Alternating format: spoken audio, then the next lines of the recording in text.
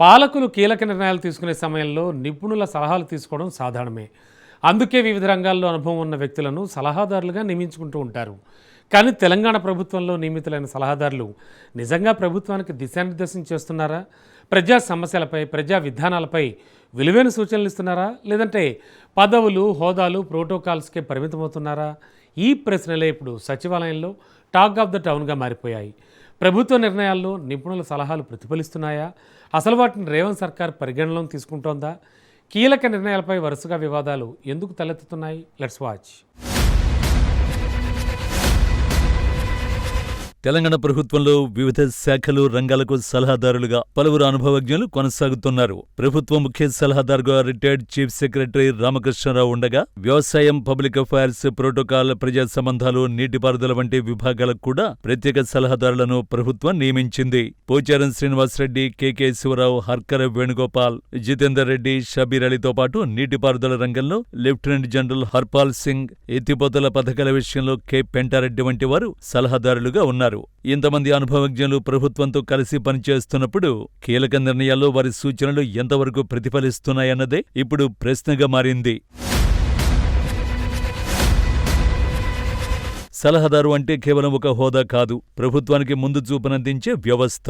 ఒక నిర్ణయం తీసుకునే ముందు దానివల్ల వచ్చే చట్టపరమైన సమస్యలేంటి, ప్రజలపై ప్రభావం ఎలా ఉంటుంది, భవిష్యత్తులో ఎలాంటి ఇబ్బందులు ఎదుర్కోవచ్చు, ప్రత్యామ్నాయ మార్గాలు ఏంటి అన్న విషయాలను ప్రభుత్వానికి ముందుగానే వివరించాల్సిన బాధ్యత ఉంటుంది. కానీ తెలంగాణలో భూ సమస్యలు, సాగునీరు, పట్టణాభివృద్ధి, ప్రజా సంక్షేమం వంటి అంశాలు తరచూ వివాదాలు తెరపైకొస్తుండటంతో నిపుణుల సలహాలు నిజంగానే నిర్ణయ ప్రక్రియలో భాగమవుతున్నాయా అన్న సందేహాలు వ్యక్తమవుతున్నాయి. సమస్య వచ్చిన తర్వాత వివరణ ఇవ్వడం కంటే సమస్య రాకముందే ప్రభుత్వాన్ని అప్రమత్తం చేయడమే సలహాదారుల అసలు పని.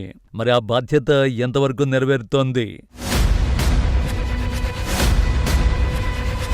మరోవైపు కొందరు సలహాదారులు క్షేత్రస్థాయిలో పర్యటించడం, ప్రజా సమస్యలను నేరుగా తెలుసుకోవడం, శాఖల పనితీరును సమీక్షించడం వంటి అంశాల్లో పెద్దగా కనిపించడం లేదన్న విమర్శలు వినిపిస్తున్నాయి. ముఖ్యమైన శాఖలకు సలహాదారులు ఉన్నప్పటికీ ఆయా శాఖల నుంచి ప్రభుత్వానికి సరైన ఫీడ్బ్యాక్ అందుతోందా, ముఖ్యమంత్రితో నేరుగా చర్చించి విధానపరమైన మార్పులు సూచిస్తున్నారా అన్నది కూడా చర్చనీయాంశంగా మారింది. సలహాదారులుగా నియమితులైన వారికి స్పష్టమైన బాధ్యతలు, పనితీరు ప్రమాణాలు ఉంటే వారి సూచనలు, సమీక్షలు, ఫలితాలు కూడా ప్రజలకు కనిపించాలి.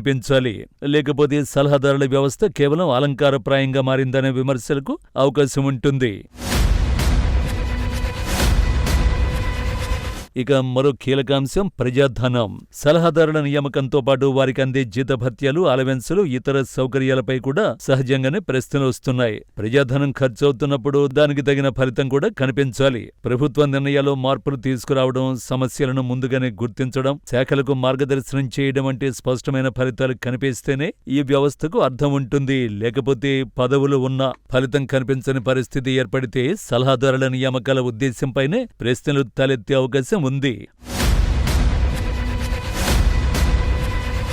మొత్తంగా ప్రభుత్వానికి సలహాదారులు ఉండడం సమస్య కాదు, వారి సలహాలు పాలనలో ఎంతవరకు ఉపయోగపడుతున్నాయన్నదే అసలు ప్రశ్న. సలహాదారులు ప్రభుత్వానికి కళ్ళు చెవుల్లో పనిచేయాలి. ప్రజల సమస్యలను ముందుగానే గుర్తించి ప్రభుత్వాన్ని అప్రమత్తం చేయాలి. నిర్ణయాలపై నిపుణుల అభిప్రాయాన్ని అందించాలి. అప్పుడే సలహాదారుల వ్యవస్థకు నిజమైన అర్థం ఉంటుంది.